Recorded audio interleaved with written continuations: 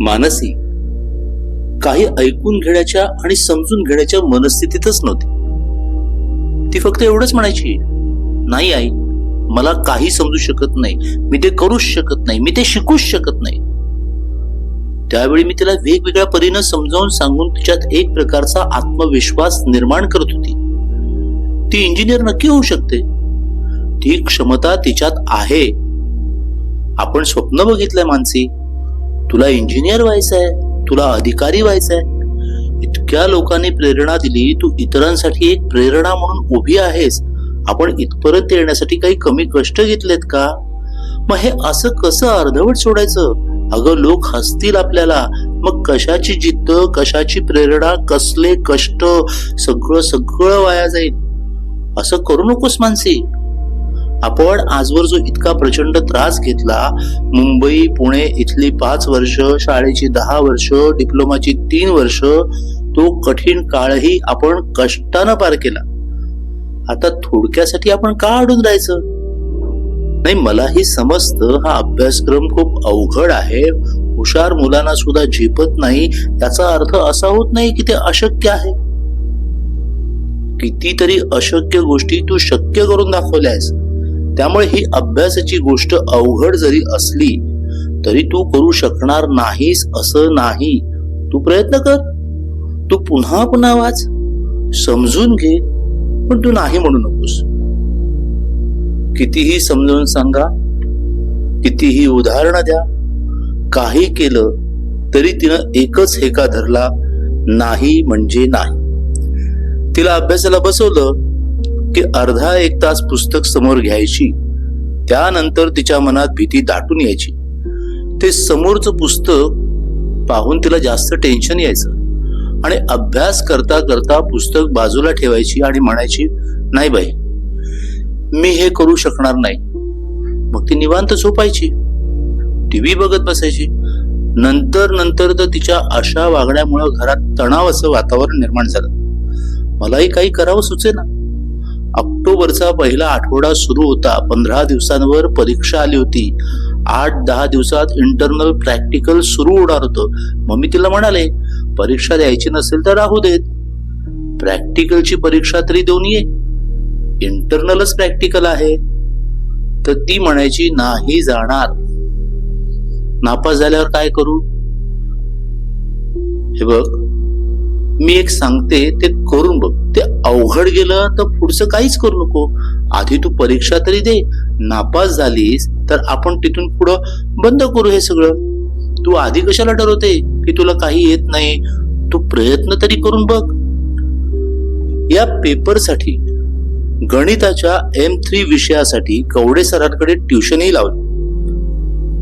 वैष्णवी देशमुख ही तिची मैत्रीण ट्युशनला जाण्यासाठी बोलवायला घरी यायची.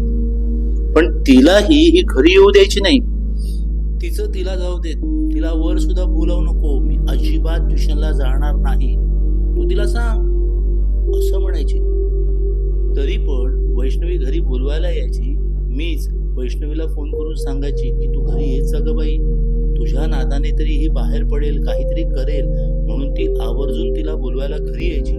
तो काळ आठवला की वाटतं मुंबईच्या शाळेत शिकवताना जितका त्रास झाला नाही त्याच्याहून कितीतरी अवघड परिस्थितीतून त्यावेळी मी जात होते.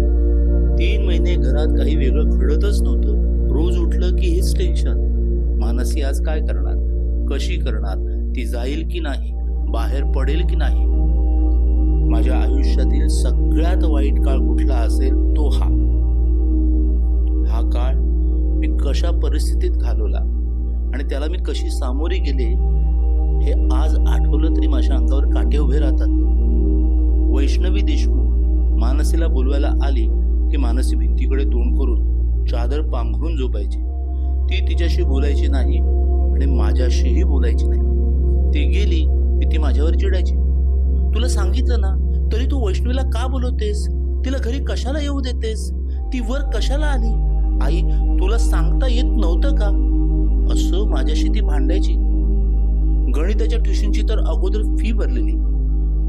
9 चॅप्टर पैकी 6 चॅप्टर शिकून संपत आलेले, 3 बाकी राहिलेले. मग त्याचीही तिला मी आठवण करून दिली. अगं, आपण 5,000 रुपये फी भरली आहे.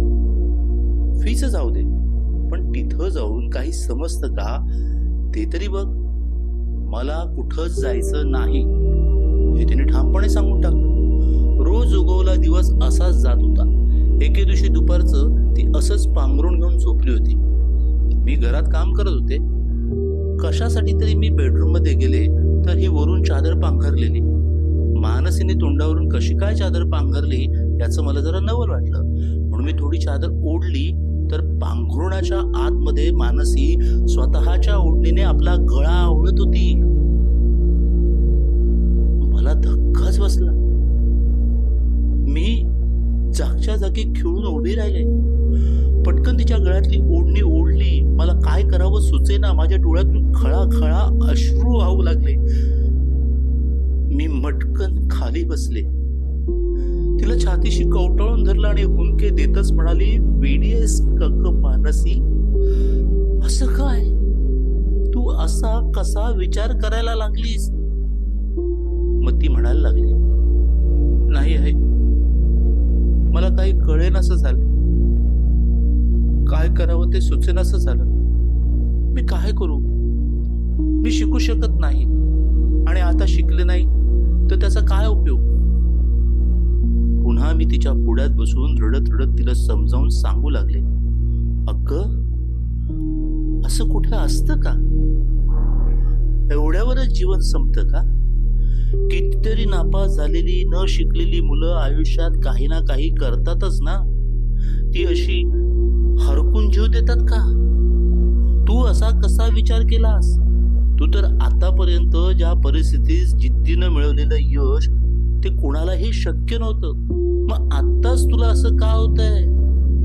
तू समजून घे, पण असा अविचार करू नको. स्वतःला संपवायचा विचार केलास तर तुझ्यासोबत आम्ही सगळेच संपून जाऊ. मग आजवरच्या आपल्या जिद्दीचं कष्टाचं तू अशा नैराश्यात रूपांतर करणार आहेस का? एवढ्या कष्टानं इतक्या उंचीवर येऊन निराशाच पदरी येणार आहे का? तू अशी खचलीस तर सगळं घर खचेल. तुला काय, पण आम्हाला ही कुठलीच गोष्ट चांगली वाटणार नाही. आणि असं आयुष्य संपवण्याचा विचार तू केलास म्हणजे मला आता 100दा मेल्यासारखं वाटतंय. आम्हाला काय करावं हेच कळेना. म्हणून तिच्या गळ्यात पडून मी खूप रडले. मला माझ्या दुःखाला, या परिस्थितीतील वेदनेला बांध घालणं अशक्य झालं. एक वेळ असं वाटलं की तिला सायट्रिस्टकडे घेऊन जावं, त्यांच्याकडून मानसीला मार्गदर्शन करावं. पुन्हा मनात भीती वाटायला लागली. त्यांनी जर गोळ्या बिळ्या सुरू केल्या तर अजून तिसरीच काहीतरी अडचण निर्माण होईल. डॉक्टरही म्हणतील की कशाला तिला टेन्शन देता. नको म्हणते तर नको, खाऊ द्या गोळ्या आणि झोपू द्या. विचार करून करून तो पर्यायही रद्द केला. मग मी शेवटी इतक्या वेगवेगळ्या पद्धतीनं तिच्या कलेनं घेत घेत तिच्याशी बोलत राहायचे, समजावायचे. यावरून तिला आता पक्क कळलं, आईच्या डोक्यातून कॉलेज काही जात नाही. उठसूट तिला माझं कॉलेज आणि अभ्यास एवढंच दिसतं. काहीही बोलत राहिली, काहीही सांगत राहिली तरी फिरून ती अभ्यासावरच येते. मग मी तिला समोर नकोशी झाले. तिला माझं तोंड बघावंसं वाटेना, माझ्याशी बोलावंसं वाटेना. रात्री बेरात्री अचानक उठायची, डोळ्यातून घळाघळा अश्रू ढाळत रडत बसायची. जवळजवळ 15 दिवस तिचं असंच चाललेलं होतं. मग तिला काही विचारायला गेले, म्हणायची मला जगावंसं वाटत नाही, मला काही करावंसं वाटत नाही, माझा आता काही उपयोग नाही. मग मी तिला एवढ्यासाठी समजवत होते कारण मला माहित होतं की तिच्यात किती टॅलेंट आहे ते. ती नक्की चांगलं यश मिळवेल. फक्त तिचा गेलेला आत्मविश्वास मला परत आणायचा होता, नाहीतर मी तिला इतका आग्रह केला नसता. तिनं ओढणी घेऊन स्वतःचा गळा आवळण्याचा केलेला प्रयत्न बघितल्यामुळे माझ्या मनात खूप मोठी भीती होती. रात्रीतूनच परत असं काही केलं तर काय करायचं? त्या 2 महिन्यात रात्र रात्र मला झोप यायची नाही. सारखं उठायचं आणि तिच्याकडे बघायचं, काय करते, जागी आहे का, झोपली आहे का, असं बघत राहायचं. माझी पूर्ण झोप उडून गेली. खट असा आवाज झाला तरी मी दचकून उठायची. जरा काही कोणी हल्लं की मला जाग यायची. इतकी भयानक अवस्था माझ्या आयुष्यात कधीही झाली नव्हती. मी एका दहशतीत जगत होते. दिवस रात्र मनावर, घरावर आणि घरातल्या सगळ्याच माणसांवर एक दहशत होती, जी बाहेरून कोणी पाहिलं तर जाणवलं नसतं, पण आतल्या आत होणारी घुसमट मला बेचैन करायला लागली, अस्वस्थ करायला लागली. मी नको तितकी हतबल झाले. तिच्या एका मैत्रिणीला, दीपाली पवार, हिला मी बोलावून घेतलं. तिला सांगितलं, तू आमच्या घरी अभ्यासाला येत जा. तिनं अभ्यास नाही केला तर नको करू दे, पण तिच्याशी गप्पा मारत बोल. तू इथं अभ्यास करीत जा. तुझ्या येण्यामुळे तिला एक मोकळं वातावरण मिळेल. तू तिच्याशी बोल, गप्पा मार, थोडं हसत खेळत वावर, म्हणजे तिला बरं वाटेल. तिचं कोंडले पण मोकळं होईल. माझ्याविषयी जो तिच्या मनात त्रागा निर्माण झाला आहे तो थोडासा कमी होईल. मग ती घरी यायला लागली. या गोष्टीवरूनही मानसी माझ्यावर चिडली आणि म्हणाली, ती करते म्हणून मी करेन काय? अजिबात करणार नाही. अशा प्रकारे मानसी कधीही मला उलट बोलली नव्हती, पण आता प्रथमच ती माझ्याशी अशा पद्धतीनं बोलत होती. मधूनच ती मला म्हणायची, आई मलाच कळत नाही मी असं का वागते. आई सॉरी. आणि परत परत नंतर तसंच वागणं सुरू. एवढी समजूतदार मुलगी एकाकी मनावर ताण घेऊन विचित्र वागू लागली, याचा माझ्या मनाला फार चटका लागत होता. कधीही उलट उत्तर न देणाऱ्या मानसीची त्या काळात मानसिकता अशी काय झाली कोणास ठाऊक. तिला ती काय बोलते ह्याचं सुद्धा भान राहिलं नव्हतं. ती फटाफट उलट उत्तर द्यायची. तिनं तिच्या सगळ्या मैत्रिणींशी बोलणं बंद केलं. कॉलेजला जात नव्हती आणि शिकतही नाही म्हटल्यानंतर मैत्रिणी हा विषय तिनं संपवून टाकला होता. आपल्याच नादात ती गप्प असायची. दिवसभर काम करता करता फक्त तिच्याकडं लक्ष असायचं. तिला बोलताना मी फक्त एवढंच म्हणायची, तू किती अभ्यास करते, कसा अभ्यास करते हे मला माहीत आहे. माझं मन मला पूर्ण खात्री देतंय की तू सगळं शक्य करून दाखवशील. फक्त तू सुरुवात कर. पण सुरुवात करायच्या अगोदरच तुझ्या मनात तू ठासून ठेवलं आहेस की हे मला जमत नाही. मग तुला ते कसं जमेल? तू तुझ्या मनातलं आभासी अपयश पुसून टाक. अपयश येतंय म्हटलं की तुझा तोच विचार बळावत जातो. तुला दुसरं काहीही सुचत नाही. दुसरी वाट असते हे कळत नाही. तू एकच विचार करत बसलीस तर तिथंच मार्ग संपतो. मग आपण असं करून चालणार कसं? तिथंच थांबावं लागेल. सगळं संपवावं लागेल. फक्त एकदा एकच पेपर दे.